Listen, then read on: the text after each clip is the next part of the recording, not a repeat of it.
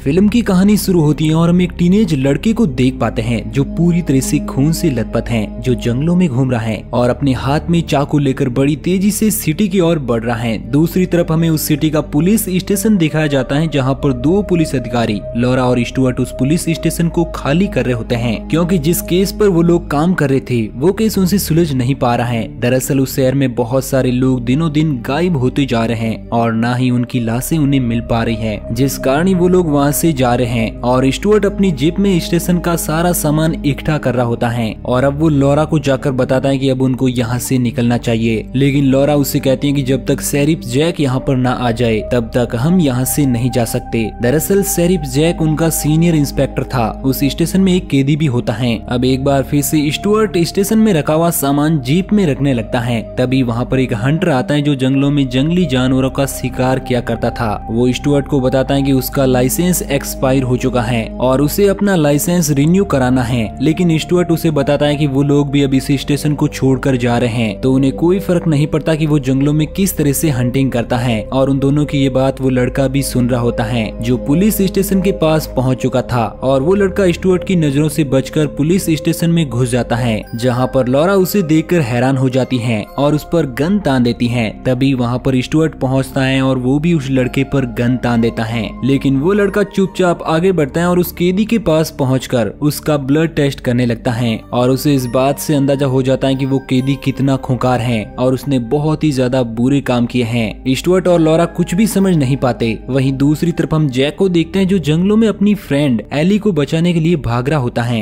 क्योंकि उसकी फ्रेंड को किसी ऐसे बंदे ने किडनैप कर लिया था और उसे जंगलों में पेड़ से बांध दिया था। जैक एली को किसी तरह बचा लेता है और उस आदमी को पकड़ने के लिए जंगलों में जाने लगता है, लेकिन एली उसे बताते हैं कि वो ऐसा ना करे, लेकिन जैक उसकी कोई भी बात नहीं मानता और जंगलों में चला जाता है। लेकिन एक बार फिर से वो आदमी एली के पास आकर उसकी जान ले लेता है और इसके बाद जैक की आंखें खुलती हैं और हमें पता चलता है कि वो एक सपना देख रहा था। दरअसल 1 साल पहले एमी की जान ऐसे ही गई थी जैसा कि जैक ने सपने में देखा था और जैक अपने आप को एमी की मौत का जिम्मेदार भी मानता है। अगर वो उस दिन उसे छोड़कर नहीं जाता तो शायद एमी आज भी जिंदा होती। तभी वहाँ पर स्टुअर्ट आ जाता है जो बताता है कि स्टेशन पर एक अजीब लड़का आया हुआ है जिसके शरीर पर खून ही खून लगा है। ये बात सुनकर वो दोनों स्टेशन की तरफ जाते हैं जहाँ पर रास्ते में एमी के डैड जैक को भला बुरा कहते हैं क्योंकि उन्हें लगता है कि जैक के कारण ही उसकी मौत हुई थी, लेकिन जैक एमी के डैड को बताता है कि जल्दी वो लोग एमी के कातिल को भी पकड़ लेंगे। इसके बाद जैक उस लड़के के पास जाता है और उसे धमकाने की कोशिश करता है। वो उससे जानना चाहता है कि उसके शरीर पर ये खून कैसे लगा और क्या वो खून किसी इंसान का है या फिर किसी जानवर का, लेकिन वो लड़का उसकी बात का कोई भी जवाब नहीं देता।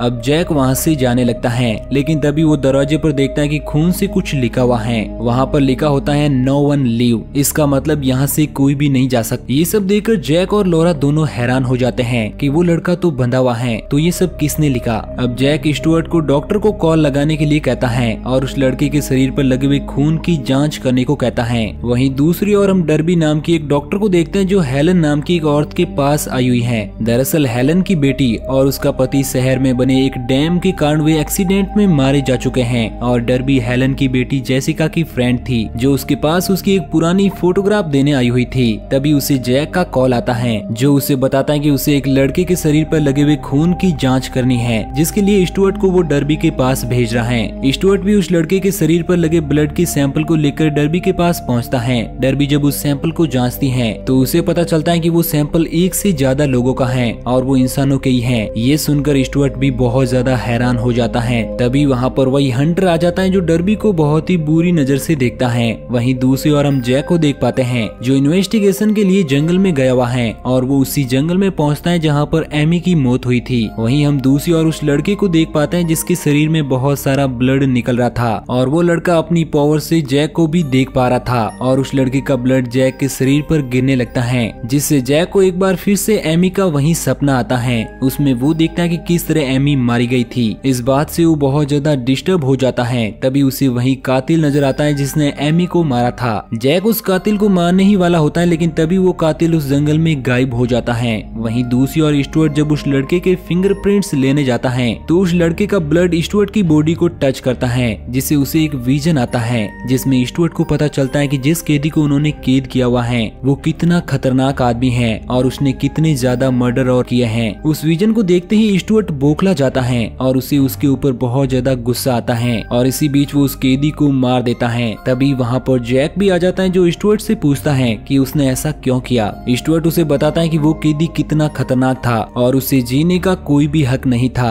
और तभी कंप्यूटर में उस लड़के के फिंगरप्रिंट्स 6 लोगों से मैच करते हैं, जिसे देखकर जैक और उसके साथी हैरान हो जाते हैं कि आखिर ऐसा कैसे हो सकता है। और वो 6 लोग कोई और नहीं बल्कि शहर से ही गायब हुए वो लोग थे और उनमें एक एमी भी होती है जो कि मारी जा चुकी थी। इन सब से लॉरा बहुत ज्यादा परेशान होती है और FBI एजेंट रसल को कॉल लगाकर उस केस की सारी पेचीदा बातें बताती हैं, जिस पर रसल उसे बताता है कि वो लड़का बहुत ही ज्यादा खतरनाक है क्योंकि वो लोग उस लड़के से पहले भी डील कर चुके हैं। वहीं दूसरी ओर जैक उस लड़के के पास जाकर एक बार फिर उसे धमकाने की कोशिश करता है, लेकिन इस बार लॉरा वहाँ पर आकर उसे रोकती है और उसे बताते हैं कि वो लड़का कितना ज्यादा खतरनाक है और उन्हें उस लड़के से दूरी बनाकर रखनी चाहिए। वहीं स्टुअर्ट सारे विक्टिम की फोटो को काट कर एक नई फोटो बनाता है और ये फोटो किसी और की नहीं बल्कि उसी लड़के की होती है, जिसे देखकर वो लोग हैरान हो जाते हैं। तभी उस लड़के के कमरे में एमी की आवाज आती है। दरअसल उस लड़के के अंदर से ही एमी की आवाजें आ रही थी और उस लड़के के अंदर से निकला हुआ ब्लड जैक टच कर लेता है, जिसके बाद जैक को एक विजन आता है जिसमें उसे पता चलता है कि गायब हुए लोगों को किस तरह उस कातिल ने मार दिया था। और अब जैक को लगता है कि शायद सारे मारे गए लोगों की आत्मा उस लड़के के अंदर आ चुकी है और वो उस कातिल को पकड़ने के लिए उस लड़के को जरिया बना रहे हैं। और इसी बीच जैक बेहोश हो जाता है और जब उसे होश आता है तो उसे वहाँ पर वो लड़का नजर नहीं आता। वहीं दूसरी ओर हम डॉक्टर डार्वी को देखते हैं जिस पर वही कातिल अटैक कर देता है और उसे घसीट कर वहाँ से ले जाता है। इधर हम उसी लड़के को देखते हैं जो पुलिस स्टेशन से फरार हो चुका है और हाईवे पर आकर एक बड़ी सी ट्रक के सामने खड़ा हो जाता है, जिससे वो ट्रक उसके ऊपर चढ़ जाता है और एक एक्सीडेंट हो जाता है। लॉरा और जैक मौके पर पहुंचते हैं जहां पर वो ट्रक ड्राइवर से उस घटना के बारे में पूछते हैं और जैक ड्राइवर को ट्रक स्टार्ट करने को कहता है, लेकिन उस लड़के का खून ट्रक के इंजन में पहुंच जाता है जिस कारण वो ट्रक स्टार्ट नहीं होता। और अब उस लड़के का खून ट्रक के स्टार्टर पर भी आ जाता है जिस कारण उस ड्राइवर की आंखों में भी खून आने लगता है और इसे देखकर जैक पूरी तरह डर जाता है। वहीं दूसरी ओर हम डार्वी को बंधा हुआ देखते हैं जो जोर जोर से चिल्ला रही होती है। तभी वहाँ पर वही हंटर आ जाता है जो उसे वहाँ पर नेकड बंधा हुआ पाकर बहुत खुश होता है और तभी वो कातिल पीछे से आकर उस हंटर को मार गिराता है। वहीं दूसरी ओर अब उस लड़के का खून उस ट्रक से निकलकर जंगलों की तरफ जाने लगता है और वो लॉरा की कार में आ जाता है। और इस दौरान लॉरा अपनी कार में एक खून से सना हुआ हाथ देखती है जिसे देखकर वो काफी ज्यादा डर जाती है। इस कारण उसकी कार का एक्सीडेंट हो जाता है और वो बेहोश हो जाती है। वहीं दूसरी ओर हम एमी के डैड को देख पाते हैं जो अपनी बेटी के बर्थडे का वीडियो देख रहे थे और उस वीडियो में एमी के सारे दोस्त थे और उनमें जैक, स्टुअर्ट और लॉरा भी थे और उसे लगता है कि वो तीनों ही एमी की मौत के कारण हैं। वहीं दूसरी ओर हम जैक को देखते हैं जिसे बाहर किसी के होने का एहसास होता है तो वो बाहर जाकर देखता है तो उसे वहाँ पर वही लड़का नजर आता है। जैक उस लड़के का पीछा करते हुए हेलन के घर तक पहुँचता है जहाँ पर वो हेलन से पूछता है कि क्या उसने यहाँ पर किसी लड़के को देखा, तो वो बताते हैं कि उसने यहाँ पर किसी को भी नहीं देखा। तब जैक हेलन की कार को रेंट पर लेने के लिए कहता है क्योंकि वो कार से ही उस लड़के को सारे शहर में ढूंढने जाएगा। अब हेलन जब कार की चाबी लेने अंदर जाती है तो जैक उसके रूम में कुछ ऐसी चीजें देखता है जिससे उसे शक होता है कि हेलन ही सभी गायब हुए लोगों के लिए जिम्मेदार है, क्योंकि उसके कमरे में ऐसे बहुत सारे आर्टिकल थे जिनमें उसके पति और बेटी जेसिका की मौत की इन्वेस्टिगेशन दिखाई गई है और उसे लगता है कि हेलन ही उसके पति और बेटी जेसिका की मौत का बदले के लिए शहर के लोगों को मार रही है, क्योंकि शहर में बने एक डैम के कारण ही उसके पति और बेटी की मौत हुई थी, क्योंकि वो डैम वहाँ पर रह रहे लोगों के लिए बहुत ज्यादा फायदेमंद था और यही कारण था कि हेलन सभी लोगों को खत्म करना चाहती थी और वो इस शहर में किसी को भी रहने नहीं देना चाहती। अब हेलन को जैसे ही लगता है कि जैक को सब कुछ पता चल चुका है तो वो अंदर से एक गन लेकर आती है और जैक को शूट कर देती है जिससे वो काफी ज्यादा घायल हो जाता है। इसके बाद घायल कंडीशन में ही जैक हेलन के सीक्रेट रूम में जाता है जहाँ पर उसे गायब हुए सभी लोगों की लाशें नजर आती है और उसका शक पूरी तरह से सच में साबित हो जाता है। वहीं एक और लॉरा पुलिस स्टेशन पहुंच जाती है। तभी पीछे से एमी के फादर उस पर गन तान देते हैं और उसे कहते हैं कि वो उसे जैक के पास ले चले। वहीं स्टुअर्ट उस एक्सीडेंट वाली बस को लेकर जा रहा होता है। तभी वहाँ पर FBI एजेंट रसल आता है जो उसे बताता है कि वो लड़का यहाँ पर क्यों आया। दरअसल वो लड़का गायब हुए लोग जो कि मारे जा चुके हैं उनकी आत्माओं ने उसे कंट्रोल कर लिया है और उसी के जरिए वो अपना बदला ले रही हैं। रसल स्टुअर्ट को बताता है कि स्टुअर्ट ने भी एक गलत काम किया था।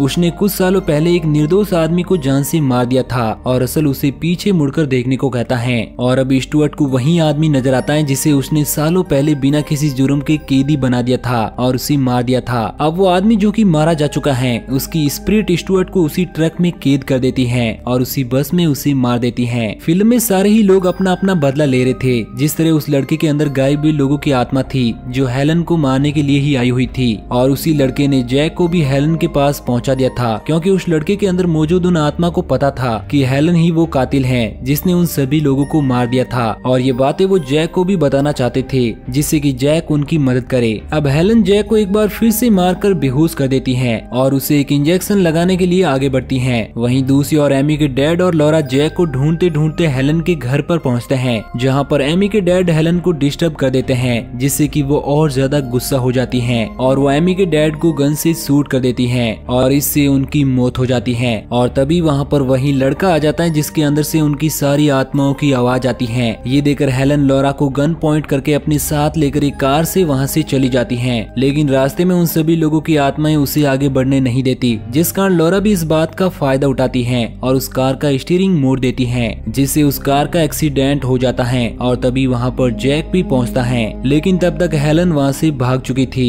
और वो जंगलों में छुपाई गई अपनी गन को निकालती है। जैक उस कार के पास पहुंचकर लॉरा की मदद करने की कोशिश करता है, लेकिन लॉरा उससे हेलन को खत्म करने को कहती है। अब जैक भी घायल हालत में हेलन को मारने के लिए चला जाता है, जहाँ पर वो हेलन को चिल्लाते हुए बताता है कि उसने बहुत से बेकसूर लोगों को खत्म किया है जिनकी कोई भी गलती नहीं थी। लेकिन मेंटली डिस्टर्ब हेलन उसे बताती है कि उन्हीं लोगों के कारण शहर में डैम बना था जिससे कि उसके पति और बेटी की मौत हो गई। इस कारण उसने उनकी मौत का बदला शहर के लोगों से लिया है। अब हेलन जैक की तरफ आगे बढ़ती है, लेकिन तभी वो लड़का उसके सामने आ जाता है और वो लड़का हेलन को बुरी तरह से खत्म कर देता है। इसके बाद रसल भी लॉरा के पास पहुंचता है। अब वो लोग सुबह होने पर सारी लाशों को दफन कर देते हैं। इसके बाद वो लोग शहर से जाने लगते हैं, लेकिन तभी हम देख पाते हैं कि वो लड़का जो वहाँ से जाने लगा था उस पर हेलन की स्पिरिट अटैक कर देती है, जिससे उस लड़के की भी मौत हो जाती है। और इसी के साथ ये मूवी यहीं पर एंड हो जाती है। तो दोस्तों, अगर आपको ये कहानी अच्छी लगी तो वीडियो को लाइक और चैनल को सब्सक्राइब जरूर करना। वीडियो को पूरा देखने के लिए आपका बहुत बहुत धन्यवाद।